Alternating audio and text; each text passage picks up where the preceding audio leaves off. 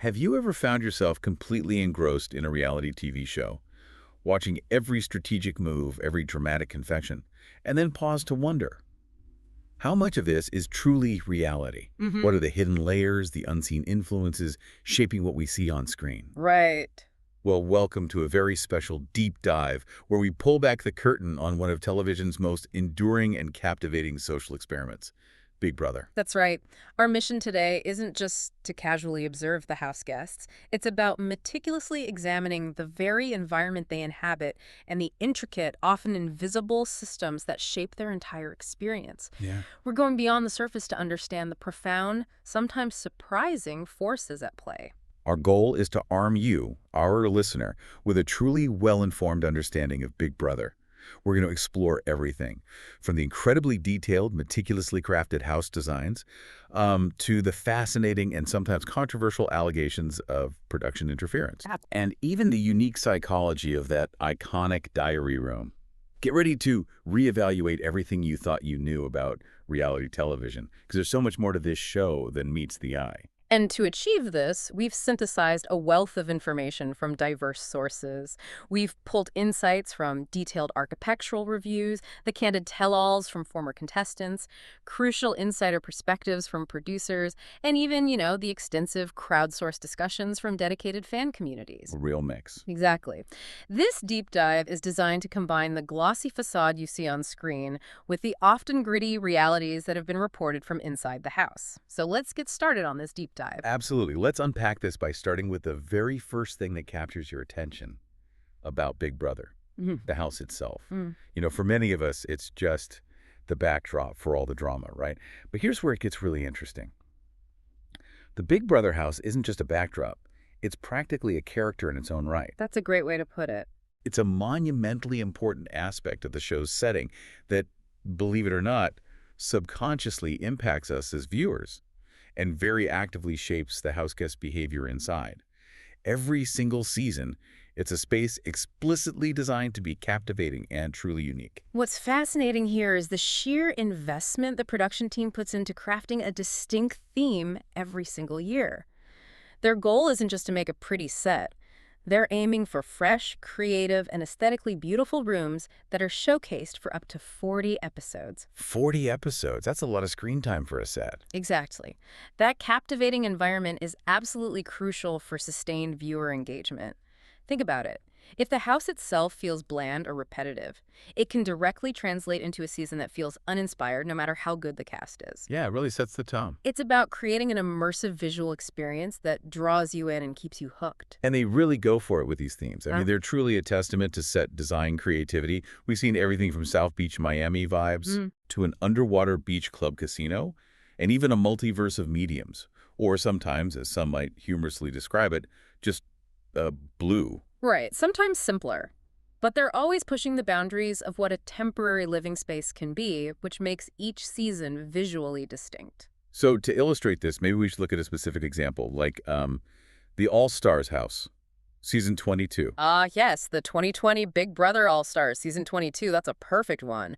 This particular house was widely described as a blend of graffiti mixed with Big Brother history, and it truly stood out as one of the coolest designs in a long time. People loved that one. They did. It was celebrated as a massive love letter to the franchise's past, designed specifically to resonate deeply with longtime fans who understand the show's intricate legacy. Like us. Exactly. And what's truly insightful here isn't just the fan service, it's how production uses these deeply nostalgic elements to create a shared, almost reverent atmosphere. This collective memory within the house can subtly reinforce alliances, create shared enemy narratives, or even make house guests feel a greater duty to the game's legacy, thereby shaping their strategic choices in unexpected ways. It's quite clever, really. It really was.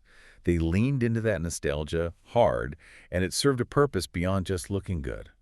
For instance, one of the living room walls was lined with a giant light bright inspired display. The light bright wall. Yeah. Boasting over 11,152 illuminated lights.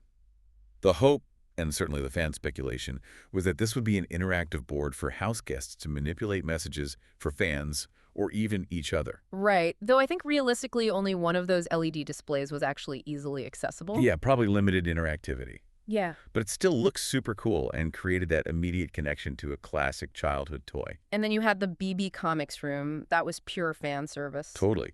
Decorated with caricatures from past seasons, a very clear and intentional nostalgic nod for the fans, reminding house guests and viewers of the legends who came before them. And in the kitchen, the walls were revamped with spray-painted iconic moments and players. The detail that stood out, the one everyone talked about. Anne's funeral. Exactly. Dan's funeral, spray-painted just above the kitchen island. That's a subtle, yet strategically placed visual, for anyone who knows the show's history, immediately evoking one of the most brilliant and notorious strategic moves ever. It's like a constant reminder, step up your game.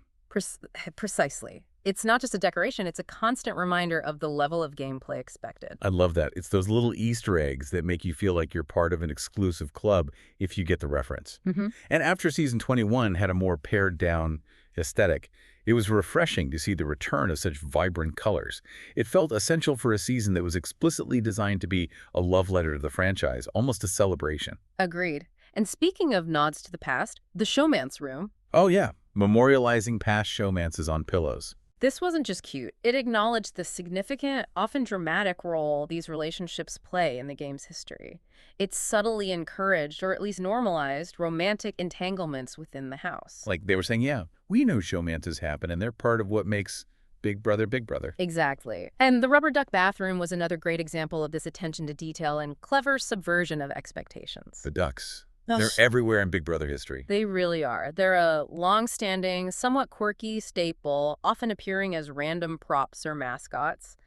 In the All-Star season, they truly got their due with wall-to-wall rubber duckies immersing house guests in this playful, iconic motif. Was there talk about taking them for pranks? Oh yeah, there was even speculation about whether they were removable for pranks or scavenger hunts, which speaks to the playful interactivity the design team tries to encourage, adding another layer of potential gameplay or mischief.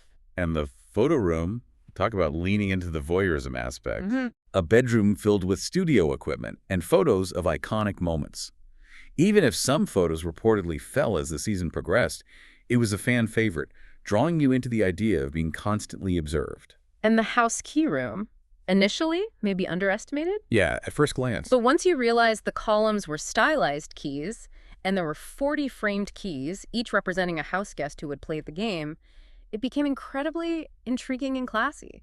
It calls back to the ultimate symbol of success in the game, getting your key. It's these specific intentional details that truly elevate the house beyond just a set. What's truly fascinating here is how these design elements actively encourage specific social dynamics and strategic thinking.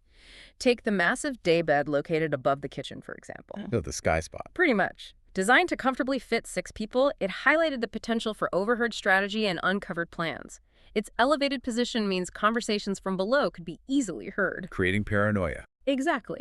Fostering a deliberate sense of paranoia, or forcing players to be more cautious about where and when they strategize.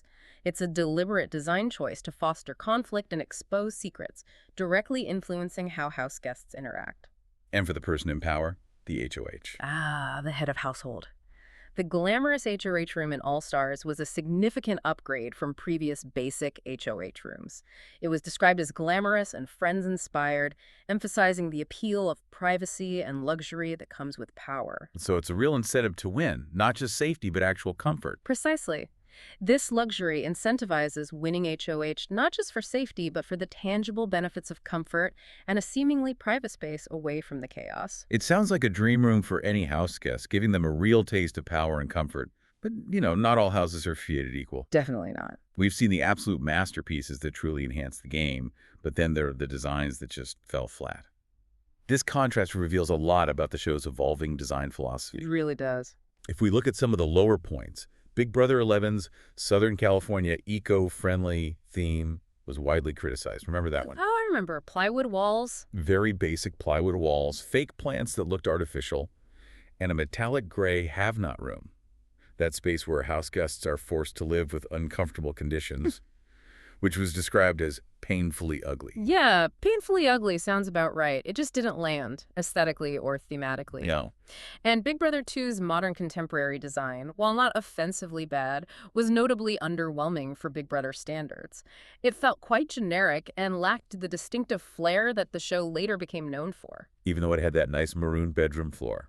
True, there were bits, but overall just, And Big Brother 13's Venice Beach Inside Out theme, while conceptually creative, suffered from dull execution. Lifeless colors, right? Lifeless colors, a dizzying parlor, and an uninspired HOH room.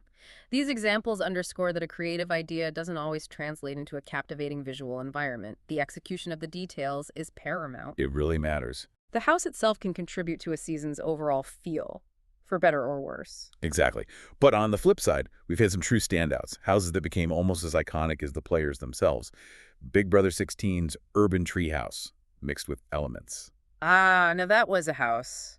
Widely hailed as perhaps the best designed house. It ingeniously integrated its theme with earth and fire bedrooms, a literal freezer-themed have-not room that looked like a giant refrigerator. Which must have been psychologically freezing. Right, a beehive lounge and a birdhouse HOH. It truly felt like an outside-in living space, making it a cohesive and memorable environment.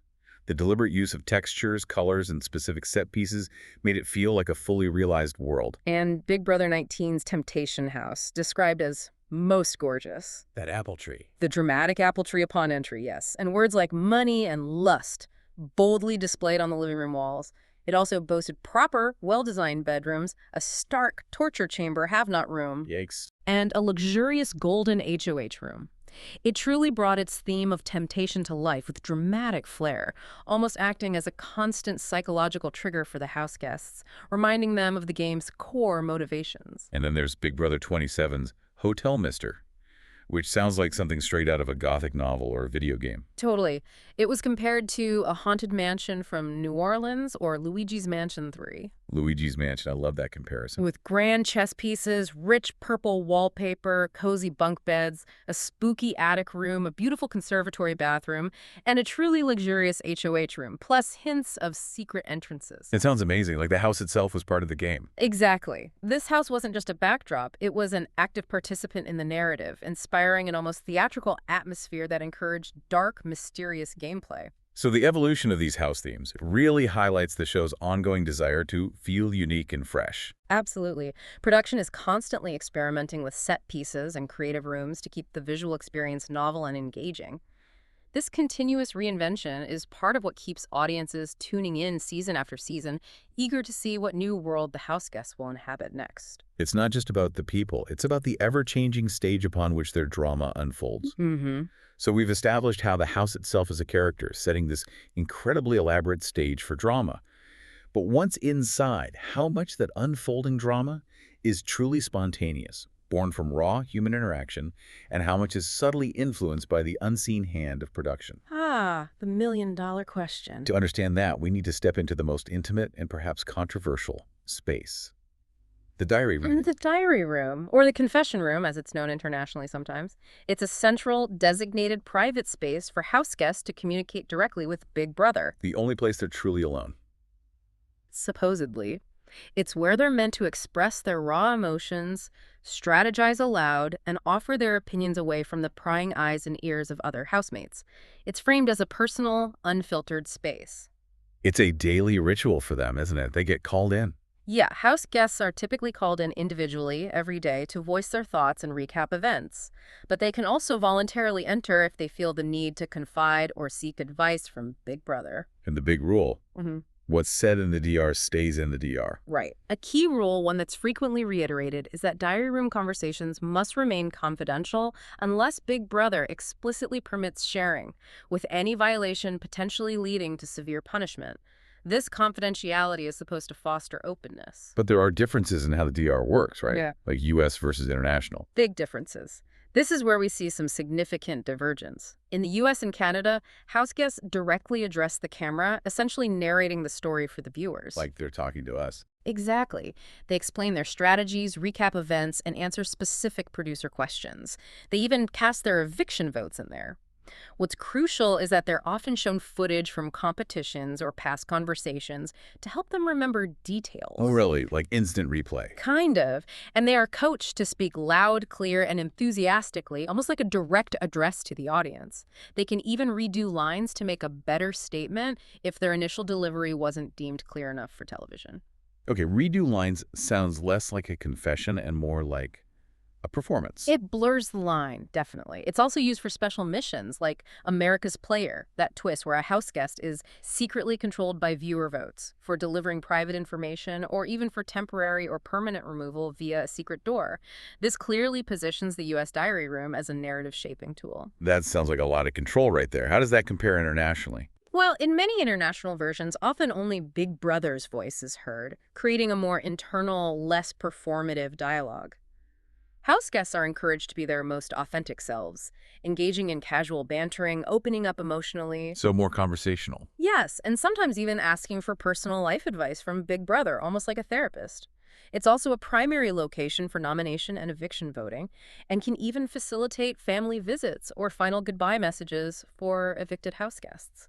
So it appears to be a more supportive, less performative space, at least on the surface, fostering genuine emotional release. That's the impression, yes. But this distinction sets the stage for a lot of the controversy surrounding the diary room. We need to discuss the serious allegations of scripting and manipulation that have emerged, particularly from former house Right. guests. Like Christine Varner from BB16. She had some things to say. She did. Christine Varner shared some rather damning info. She alleged that production staff would feed her lines and then force her to repeat them word for word if she got them incorrect. Word for word. That's not just coaching. No, this isn't just a suggestion. It's an alleged direct instruction that goes beyond merely coaching for clarity. Wow. And didn't she also say they used questions to make her suspicious of people? Yes, she claimed that specific lines of questioning were used to make her suspicious of other house guests. She cited the example of Derek Levasseur and Cody Calafiore, saying she knew they were targeting her because production kept asking increasingly leading questions about them in the diary room, guiding her suspicions. So basically steering her gameplay through questions. That's the allegation. It implies a deliberate attempt to shape her perception and actions within the game. And wasn't there someone else from that season who backed her up? Zach? Zach Rance, yes. Another Big Brother 16 contestant corroborated some of these allegations, claiming that contestants were sometimes prohibited from participating in competitions without any explanation. Which is bizarre. Why would they stop someone competing? Exactly, a baffling restriction for players. He also suggested, more broadly, that the crew would tip certain players off to information they otherwise wouldn't have, essentially providing an unfair strategic advantage. Okay, these are serious claims. They are, and regardless of individual circumstances or whether they are fully substantiated, they raise concerns for the series, specifically regarding the purity of a show like Big Brother. Yeah, it makes you wonder how much is real game. They suggest that house guests stand little chance to take their fate into their own hands, both inside and outside the house, if production is subtly guiding them. While Christine faced personal backlash for her portrayal, her comments have considerable value to the ongoing conversation about the show's authenticity. It certainly challenges the idea of a purely organic social experiment. Yeah. But how do we reconcile these claims with the official producer perspective? Didn't one producer say they don't give hints? Right. Producer Patrick, who has worked on Big Brother, stated that producers don't tell you that, meaning they don't give direct hints or instructions in the diary room. He emphasized that they simply ask questions from the other side of the wall and countered the misconception that the diary room gives you hints. So a direct contradiction. Mm-hmm. How can both be true or seem true? Well, it highlights the nuance, perhaps, of the alleged manipulation. While producers may not give direct hints like vote out X, they can ask a question in a specific way that can make them think so-and-so is planning against them, or can you really trust that person? Ah, the power of the leading question. Exactly. This tactic, whether intentional or not, can actively create paranoia or subtly nudge players in a particular direction. For instance, repeatedly asking, are you sure that alliance is solid? Or what do you think X's true intentions are with Y isn't a direct instruction. But plants a seed. It plants a seed of doubt that can quickly grow in the isolated environment of the house. It's about prompting self-doubt and suspicion rather than explicit commands. And what's really fascinating here, and must be so frustrating for the house guests, is that they apparently get zero feedback in there. That's what they report. They go in, pour out their theories, break down strategies, express their raw emotions, and then hear only, okay, thank you, next question. That would drive you mad. This complete lack of validation can make them feel crazy or profoundly uncertain about their own theories and perceptions. Rachel Riley, a former house guest, recounted an experience where she was asked extensively about campaigning. She perceived this as a subtle hint that she should be campaigning more actively. Even though they didn't say go campaign. Exactly, even though no direct instruction was given. This illustrates how the diary room, through its very structure and the nature of its questioning, can actively create a sense of paranoia among players, leading them to question their own judgment and the loyalty of others. A very clever psychological game, really, designed to push players to doubt. And some house guests, understanding this dynamic, have tried to fight back and regain a degree of control over their narrative. Philo Kotnik, remember him? The magician on German Big Brother. Yes. What did he do? He deliberately tried to control the story the producers could tell. Knowing they have limited time to edit the footage, he would intentionally interrupt his answers with a strategic sorry or a cough. Get out! Seriously. Seriously. This prevented easy cutting and splicing, making it much harder for them to manipulate his statements and shape his narrative into something he didn't intend. It was a subtle but effective act of defiance against potential narrative control. That's incredibly resourceful and shows remarkable awareness of the medium he was in. Smart. Very. Philo also detailed how German Big Brother producers tried to encourage him to manipulate the people or start trouble, explicitly pushing for drama. They actually asked him to stir things up. That's what he claimed, but he refused. His personal goal, he stated, was to show Germany my person and not to show Germany how manipulation skills I have in my job. Good for him. Instead of creating conflict, which was clearly what production wanted, he uniquely taught magic tricks to his fellow house guests. He described it as completely unique and so cool to see house guests practicing magic together instead of just creating drama or infighting. That's fantastic. It says you can resist, maybe. It highlights a contestant's agency, even within a controlled environment, if they choose to use it to resist the narrative pressure. The diary room, then, isn't just a confessional. It's a central control point, a psychological pressure cooker, and a narrative shaping tool. Absolutely. But the alleged manipulation extends far beyond just conversations.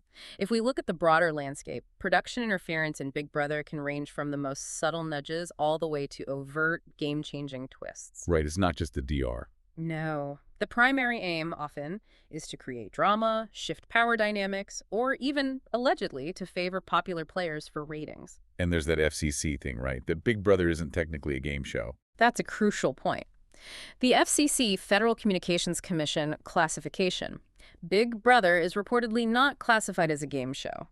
This legal distinction reportedly lessens the legal risk for rigging, allowing more leeway for manipulation compared to traditional game shows that face much stricter rules and regulations against influencing outcomes. Wow, okay, that explains a lot, potentially. It's a critical piece of the puzzle, potentially explaining why these alleged interferences might occur more freely than, say, on Jeopardy. That's a significant detail that most viewers wouldn't know.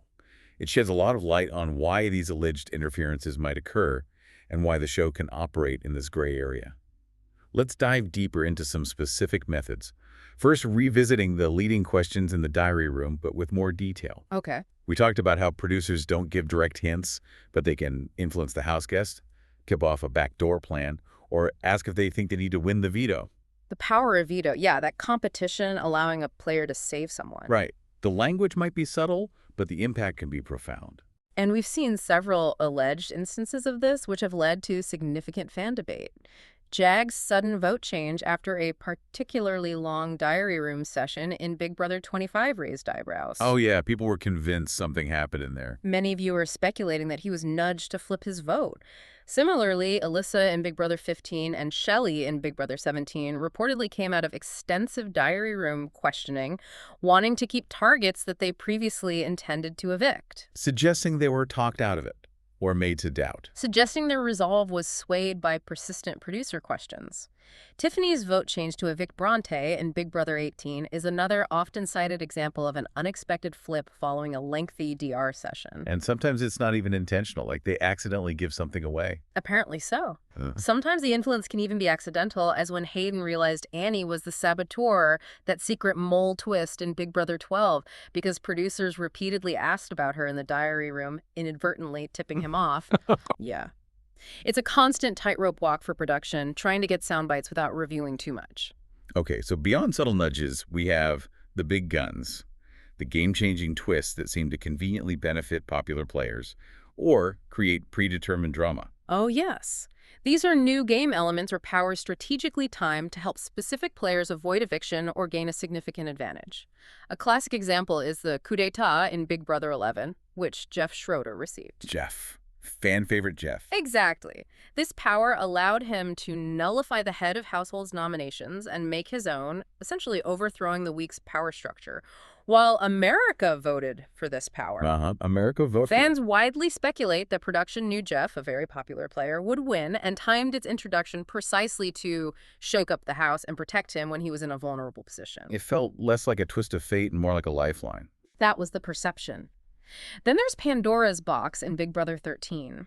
And HOH was functionally forced to take a twist that saved both remaining returning players, Rachel Riley and Jordan Lloyd, when one was literally 1 foot out the door facing eviction. Forced? How? Portia, the HOH at the time, even claimed she was forced to open it despite her reservations because it was framed as a mandatory HOH privilege she couldn't refuse. Wow. Okay. In Big Brother 8, the America's Player twist forced Eric Stein to act on America's votes, leading him to repeatedly help the vicious family alliance of Dick and Danielle, who were often unpopular targets with other house guests. So America made him help people he might not have wanted to. That's the crux of it. This even prevented him from using his veto to save allies, turning him into a reluctant antagonist for some. It highlights how seemingly fan-voted twists can be leveraged to steer the game's narrative. And who could forget the pendant of protection in Right. Big Brother 19?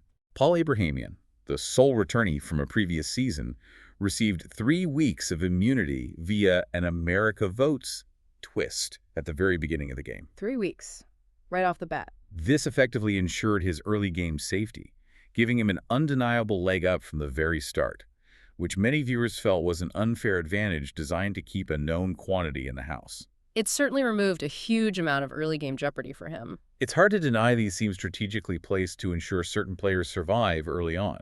It definitely fuels speculation. Another area of alleged interference that causes significant fan outcry is competition manipulation. Okay, what does that involve?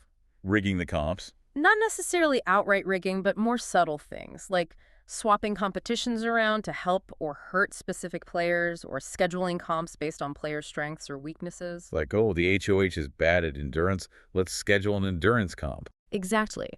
Or a mental competition for someone less physical to try and shift power. House guests themselves have reportedly heard production build, tear down, then build a different comp in the backyard at odd hours. No way. As was theorized in Big Brother 16 during the Caleb and Frankie situation, this suggests that the type of competition may be chosen to benefit specific players once their performance or the desired outcome is known. That just screams rigged to some fans, doesn't it? Yep. And then there's the long-standing issue of timed competitions. Yeah. Why don't they show all the times anymore? Good question. The show's changed from showing all individual timed competition results to only the top 3 raises significant suspicion of fudging time. Fudging times, how? Since house guests are deliberately kept without watches, they're literally disconnected from any sense of accurate timekeeping. They truly don't know if their time was fudged by 20 seconds. They've no way to check. Exactly. This means production could, theoretically, subtly fudge a player's time, and the house guest would have no independent way of verifying it, impacting who wins and loses without overt rigging. Why would they do that, though? Well, some theories link this change to Matt's hearing in Big Brother 23 to avoid showing potentially poor performance due to his disability. Others suggest it's simply to speed up the show, or more cynically, to allow for time manipulation if needed. Okay, that's unsettling. Philo Kotnik, our magician from German Big Brother, also recounted how his wrist injury occurred during a bad game that he felt was designed to create trouble. He described how challenging it was physically. So the comps can actually be dangerous. This highlights not just the potential for manipulation in these challenges, but also the very real physical risks involved when competitions are designed to elicit specific, often chaotic outcomes, rather than just being fair tests of skill. Moving on, editing and narrative control is a massive, albeit more subtle form of influence. Huge. Even if it's not direct game interference in the moment. Right, but it massively shapes viewer perception. Yeah. This, in turn, influences popularity and potential fan votes for twists like Power Apps or America's Favorite House Guest. Absolutely. And even subtle things like the constant questioning in the diary room about Alliance members, for example, the committee in Big Brother 22. Yeah. That constant repetition can actually reinforce that it was real for all of them, solidifying alliances that might have been less stable organically simply by having house guests constantly articulate them. The way a story is framed in the edit can literally change how viewers feel about a player or an alliance. And you mentioned the live format makes Big Brother different from, say, Survivor in this regard. Yes, that's a key difference. Survivor has heavy post-filming editing, allowing producers to craft narratives and character arcs long after the game is over. Big Brother's live format, however, with its 247 feeds and multiple weekly episodes, allows production to see how the show is going and see who the fans like and don't like in real time. So we can react. Exactly. This enables real-time, conscious or unconscious guidance of the show. They can intervene or nudge in ways that Survivor cannot once filming is complete, by influencing future competitions, twists, or even who gets the most diary room time to articulate their strategy. It's a dynamic feedback loop. And then sometimes there are direct removals and other more overt interventions, people getting kicked out. Right.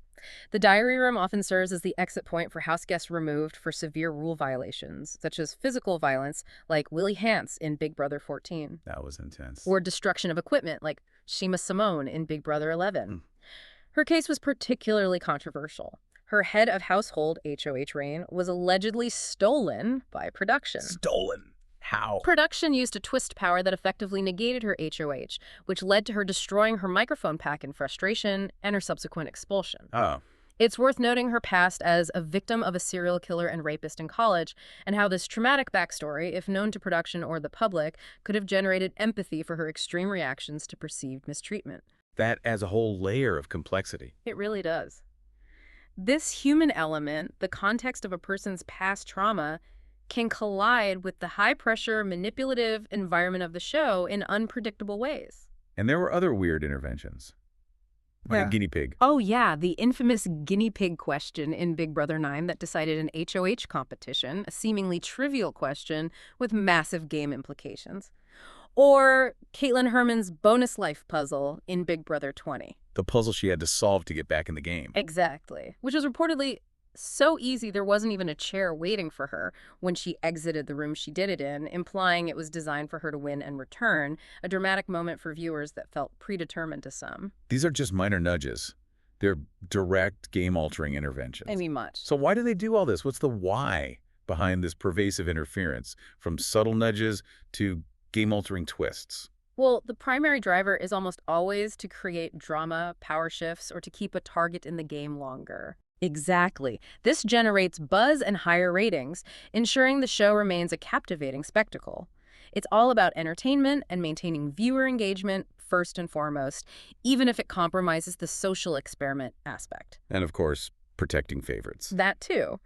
Production may push for a specific person to win or stay, particularly if they are popular with the audience, fit a desired narrative, or bring consistent drama. And Philo Kotnick, the magician, basically confirmed this, right? Saying they push for trouble. He did. His perspective from German Big Brother strongly supports this, as he directly states that they force you to have trouble and make some games where you get in trouble, confirming the intentionality behind conflict generation. And he refused. He refused to manipulate others because his goal was to show Germany my person and not to show Germany how manipulation skills I have in my job. His refusal speaks volumes about the pressure applied to contestants to produce a specific type of content. And the ultimate human cost of all this manipulation and extreme environment is the contestants' profound mental toll. It's immense. Philo Kotnick described losing his time feeling with no clocks or phones and variable live show times designed to disorient them. That sounds awful, losing track of time like that. He highlights the super boring days filled with endless waiting for interviews and games that he felt were only for making trouble. This constant state of uncertainty and boredom, punctuated by manufactured drama, is incredibly draining. The psychological impact must be huge. Profound. And Philo's account is quite stark. He recounted crying after 2 days due to the intense isolation, the constant self-reflection under surveillance, and the gnawing worry about what the people thinking about you on the outside. After just 2 days. Wow. This emphasizes the profound mental challenge that goes far beyond the game itself. It's a form of psychological endurance. He even affirmed that he would never go back in some trash TV things. That's a strong statement. This level of psychological pressure is a significant, often unseen aspect of the Big Brother experience, reminding us that these are real people under immense deliberate stress. These behind-the-scenes manipulations and psychological tolls underscore the immense pressure within the Big Brother environment. But it's not just the unseen forces at play. The physical spaces themselves, from the general house layout to the very specific design of the diary room, contribute to the entire experience. Right, back to the visuals. Let's take a quick look at how their visual appeal stacks up and why it matters so much. The aesthetic impact on viewers is far more significant than many might realize. The design of both the Big Brother house and the diary room is paramount. A captivating or beautiful design subconsciously enhances the viewing experience and keeps audiences eager to turn the TV on, week after week. It's part of the package. It's not just about the people or the gameplay, it's about the stage, the immersive world that Big Brother creates to draw you in. This visual storytelling is a key component of the show's enduring appeal. Okay, let's talk about diary room design first. Some have been, quite frankly, an eyesore. Oh, there have been some stinkers. Big Brother 16's diary room was widely described as looking like someone puked on the background. Huh. That's harsh, but... Yeah. Attempting a looking through a tree into the sky theme, but failing miserably, especially as it was the first season in high definition, so every detail, good or bad, was amplified. HD was not kind to that dire. Then you have Big Brother 1, which was just red, very boring, but at least not visually offensive. It felt utilitarian rather than immersive. Functional, but not inspiring. And Big Brother 4's diary room had purple swirls that were groovy, but then a giant grassy mold in the middle made it unappealing and strange, leaving viewers scratching their heads. Yeah, the mold thing was odd. However, there have been masterpieces, designs that became instantly iconic. Big Brother 6 and Big Brother 7 are often lauded as top spots for their diary room designs. Ah, the gelatinous look, yes. They featured a unique, crumpled tissue, flowy, wavy design, seemingly frozen in a gelatinous substance, which was deemed the coolest thing at the time. It really was cool. It looked like captured energy or something. Big Brother 6 particularly edged out BB7 for its more intricate color transition from blue to green, with purplish-gray highlights, evoking a fake nostalgia that was both futuristic and strangely comforting. This level of intricate detail demonstrates a conscious effort to make the DR more than just a camera booth. Big Brother 10's sparkle shower curtain design was a gamble that really paid off, offering a fresh new feel that was both vibrant and dynamic. That one grew on me. It was different. And Big Brother Canada 5 was described as wild and crazy, feeling like traveling through an interdimensional wormhole with its geometric hexagons, perfectly fitting its Space Odyssey theme. BBCN often nails the themes. That one was great. More recently, Big Brother 23's neon theme, with blue and pink circles and dark blue brick, which initially garnered some skepticism. I wasn't sure at first. Me either. But it grew to be very well liked, proving that sometimes a design needs time to resonate and that bold choices can pay off. The analysis of these designs shows how different choices, from color palettes and intricate patterns to 3D elements and even real-world objects, are made to be unique, to be visually distracting in a captivating way, or to complement the show's overarching narrative. They're all deliberate choices. Aimed at crafting a specific viewing experience, influencing mood, and keeping the audience engaged with every frame. Now onto the overall house design. As we touched on earlier, the Big Brother team comes up with a wacky theme for the summer, and then creates some of the most creative and beautiful rooms. Themes are key. These themes are truly what make each season feel unique and unforgettable. It's about building a fully immersive world for the house guests to inhabit and for us to get lost in. Consider some of the specific room highlights from the best-ranked houses. In Big Brother 16's Urban Treehouse, the Earth bedroom featured beds like really long beds. Like comically long. Almost, creating an almost whimsical, fantastical feeling. The Have-Not room was ingeniously designed as a freezer, providing a literal cold and uninviting contrast to the rest of the house. The Beehive Lounge. The lounge was shaped like a beehive, fostering a sense of community, and the head of household room had a bird's nest bed, all perfectly integrating the theme throughout the living spaces. It was cohesive and truly immersive. And Big Brother 14's Tokyo Pop mixed with 80s house had a wavy, pixely video game bathroom, a vibrant boombox music room complete with a giant I boombox, loved the boombox a room. comic-y sneaker room that looked like a pop art explosion, and an optical illusion have-not room that played tricks on your eyes. That sounds like sensory overload in a good way. It sounds like pure, chaotic fun designed to disorient and entertain.